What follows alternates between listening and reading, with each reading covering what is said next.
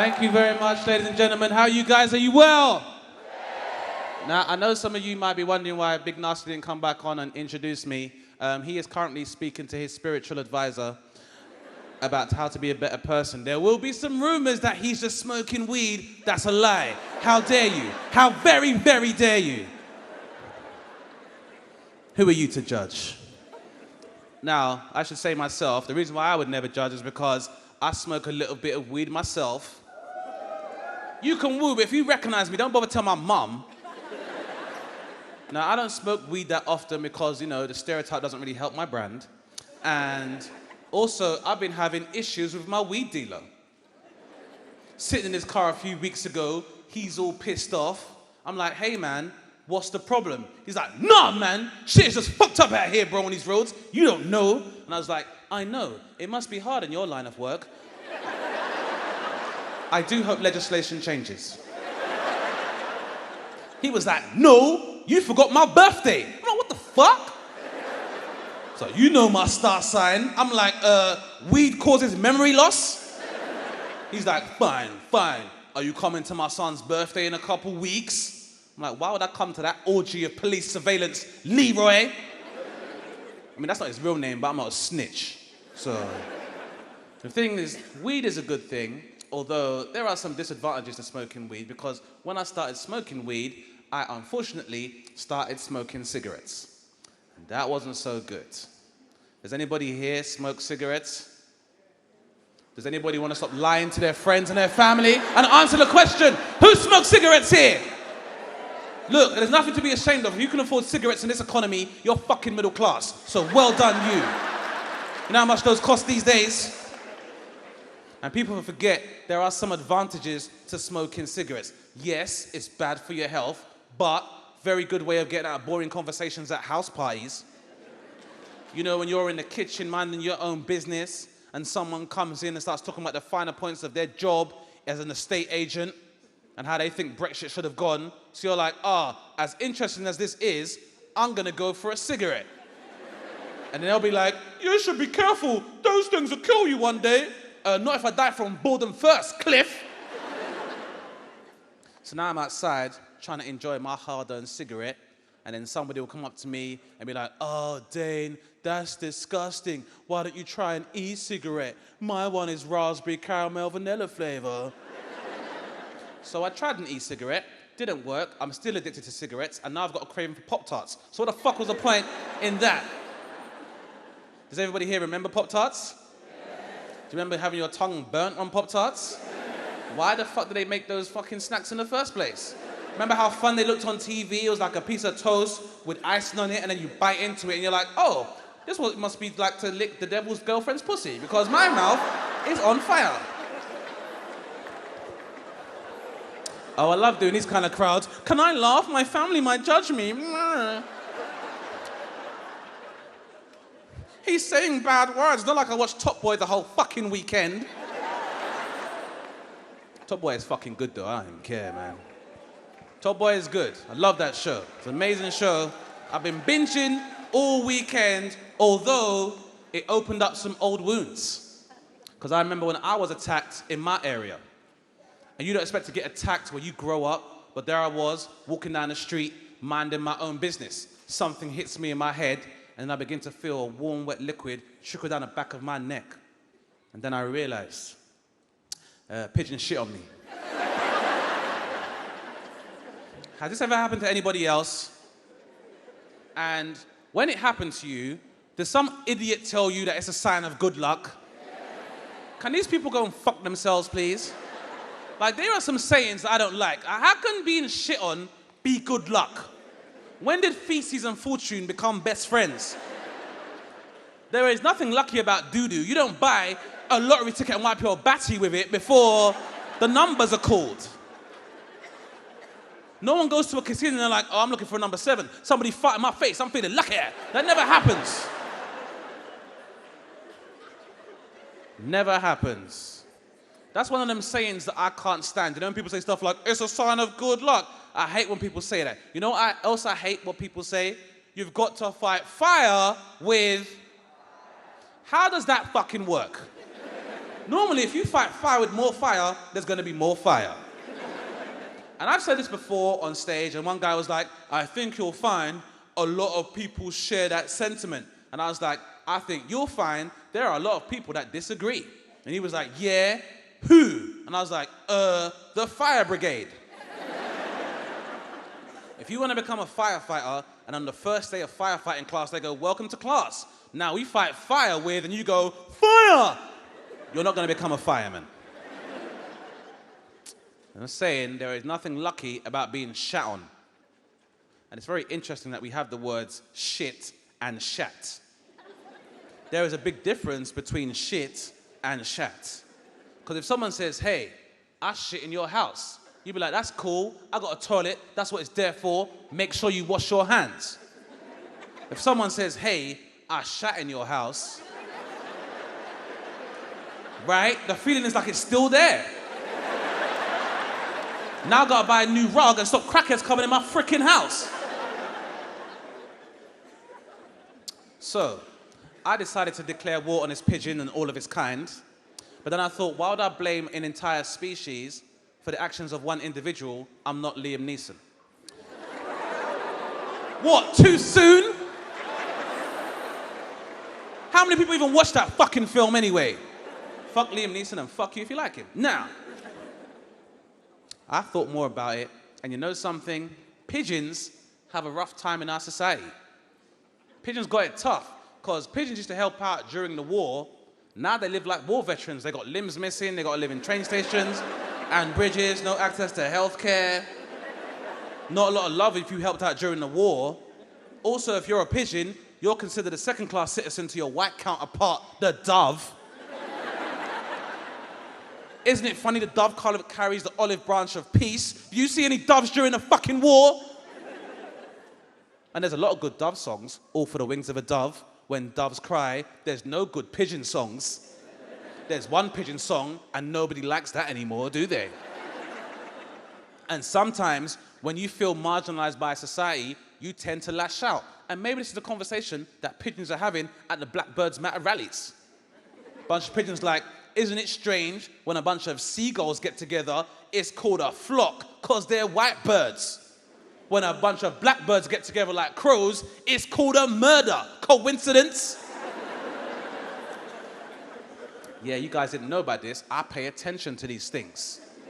Like when people call pigeons flying rats, you know there's a lot of racism when it comes to rats too. Because if you're a white rat, you get to work in a lab, free cosmetics, healthcare,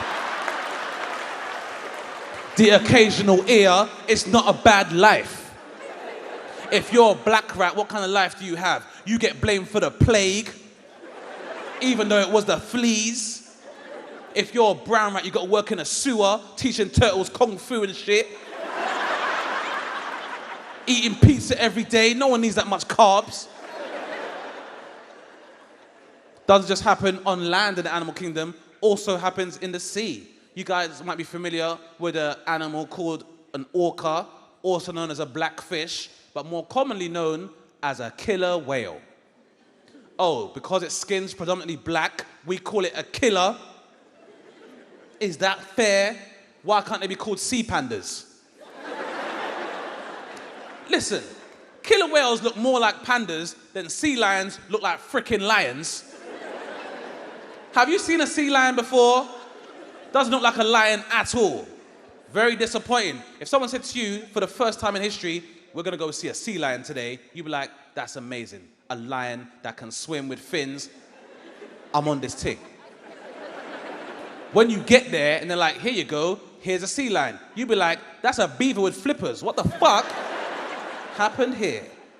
Meanwhile, the biggest killer in the sea gets to enjoy the name Great White Shark. How convenient. So when I'm watching Blue Planet and David Attenborough's like, since prehistoric times, the great white shark has been one of history's greatest hunters. What's its secret? Privilege!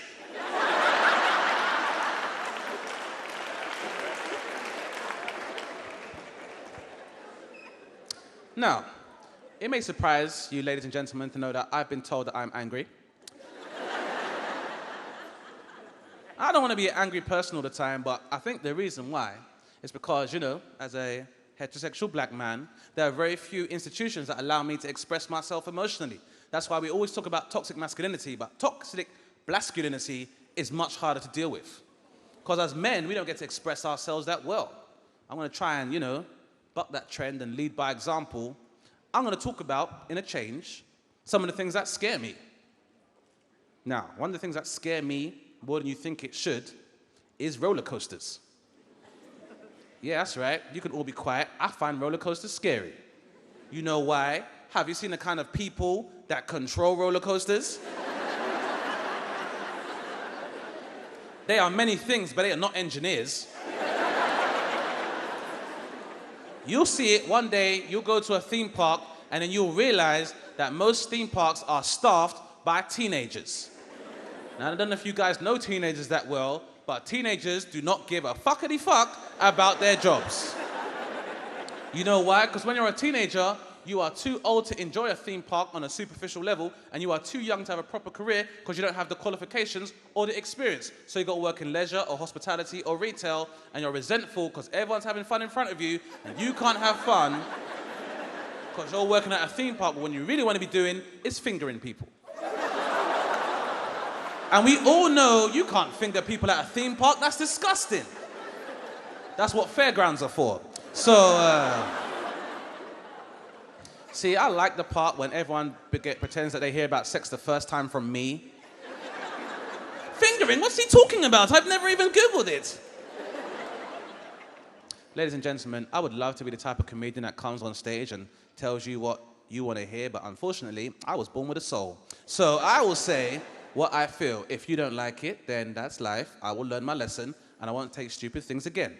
But what I can't do is be one of those comedians who comes out on stage, the ones you see on TV, and they're like, everything in the world is okay. We don't need to discuss social issues. Everything's fine. Huh, me? Racism? Why discuss that? I don't even see color. Well, then how the fuck do you cook chicken properly?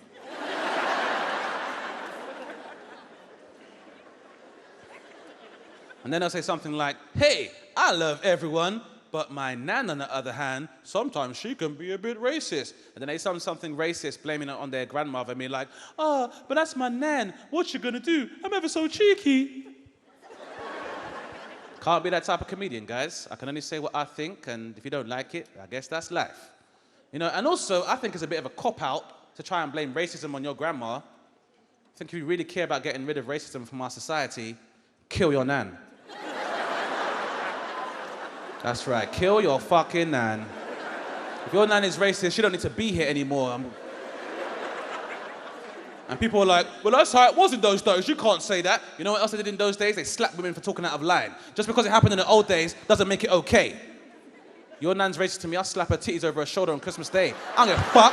I don't give a fuck. You don't see color, I don't see age. So how about that? How about that? How about that? That's right. Another reason that I find roller coasters scary is because I am the oldest boy in my generation of cousins. So my cousins are younger than me. So whenever my family would go to a theme park together, all my girl cousins would go off and do their thing. I'd be my boy cousins. And there's like two of them. So they have to sit together on a roller coaster. And I got to sit by myself next to a stranger. And you know what's scarier than being on a roller coaster by yourself? Being on a roller coaster next to somebody who goes on roller coasters by themselves. That person is not okay.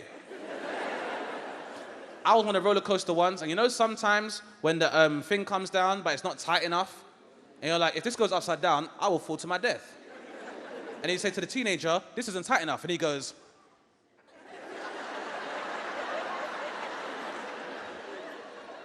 so then you start panicking, and then you look over to this guy, and you're like, hey, this isn't tight enough. Is yours okay? And he's like, I like mashed potatoes. And you're like, what the fuck? Ugh. The worst part being, when you go to a theme park, normally when you come off a ride, you got to go through like the gift shop, and they put all the pictures up. And if you look scared, everyone is cussing you for the rest of the day.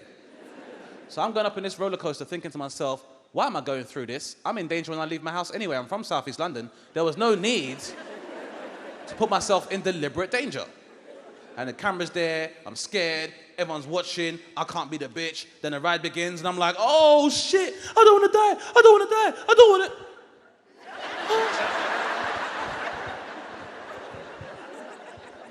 Stupidness. Yeah, men don't really express themselves. And I think, like, you know, predominantly black from here, we need to start talking about some of the issues that affect us on a daily basis.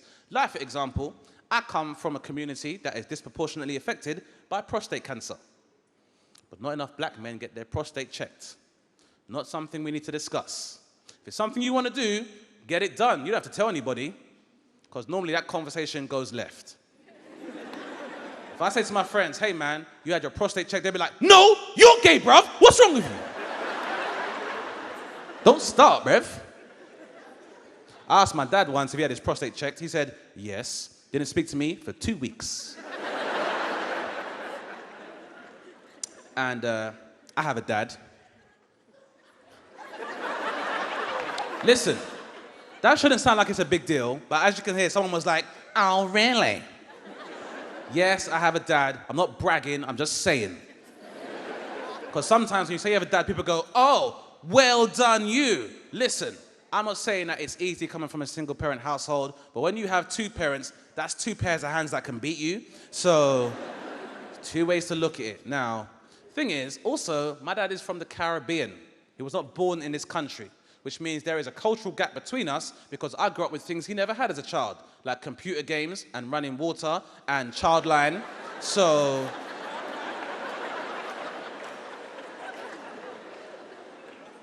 where my dad's from, if a kid goes, you can't hit me, I have rights. I have a right too. Bang, right hook. That's where he's from. So my dad has always seen me as kind of soft, and it's not like we don't get along, but it's very hard to identify with him as a role model. So one of my first role models was the Fresh Prince of BelAir. Now, I bring up the whole dad thing because do you guys remember the episode when Will gets to meet his dad and how special that episode was? Now, I don't want to go over the whole thing. I'll give you a quick synopsis. So basically, if you didn't see it, even though if you haven't seen Fresh Prince of BelAir by now, what are you doing with your life? Anyway, Will's real dad comes to see him. Will, obviously, over the moon. And then, like, Uncle Phil's like, you better be careful, Will. Your dad is unreliable. And Will's like, come on, that's my dad, Uncle Phil. It's going to be fine. Stop hating. And they're supposed to go on a trip together, and Will's dad flakes again. Now, what a lot of people don't know is that in the original script, Will was supposed to be cool and brush it off and live his life. But because Will Smith, the actor, grew up without his dad, he broke down on the scene, and they had to improvise it. And again, I'm not going to try and make light of the situation, but you remember Will was like, you know, I'm going to get all the honeys and I'm going to graduate. I never needed her!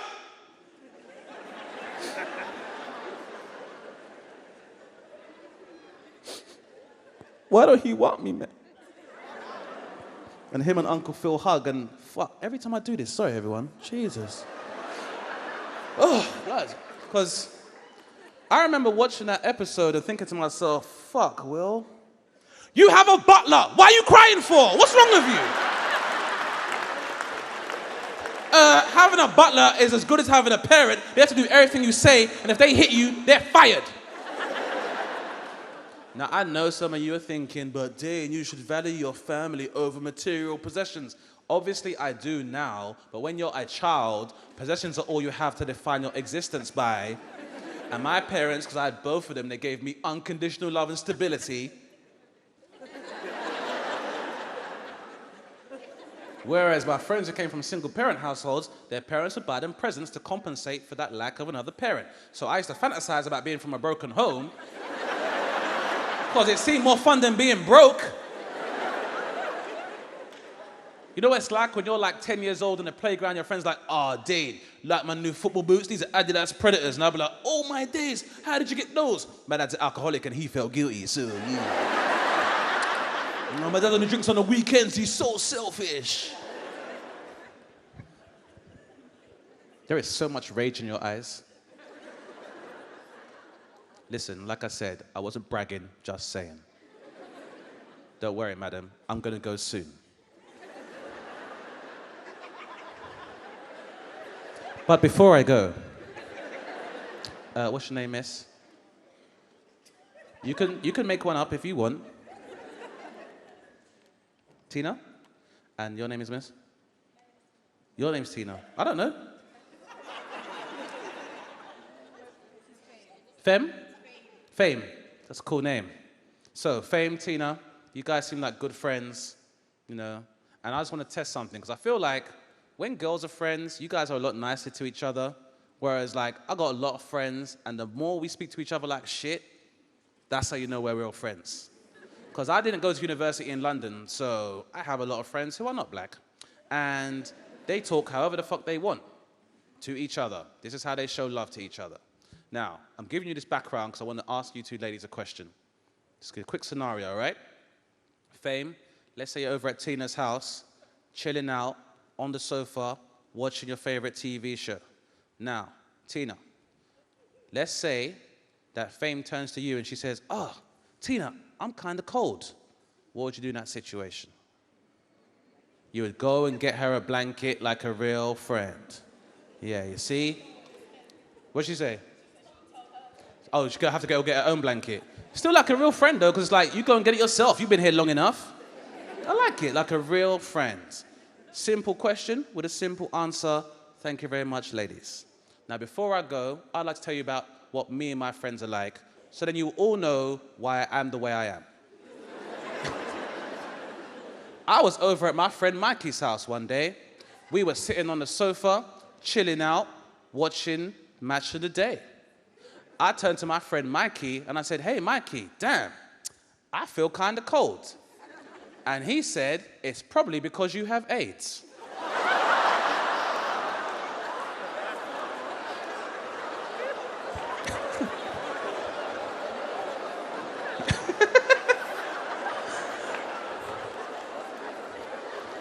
Now, I just want to make it very clear, it's funny because I don't have AIDS. Some of you were like, "Oh my God, what a weird way to get that diagnosis." Tina, Fame, what do you think happened after Michael made that comment towards me? I punched him in the face. No, Tina, I was best man at his wedding. I fucking love that guy. All right. So, this has been an absolute pleasure coming to support a gig such as this. If you guys have enjoyed what you heard, you can find me on all your good social media, and you can see some of my clips for free. If you haven't enjoyed what you heard, I only bought these jokes, not a pocket full of fucks about your opinion. So, guys, you have some amazing acts. This is an amazing lineup. Enjoy yourselves, make some new friends, and have a wonderful Sunday. I've been Dane Baptiste. Thank you very much.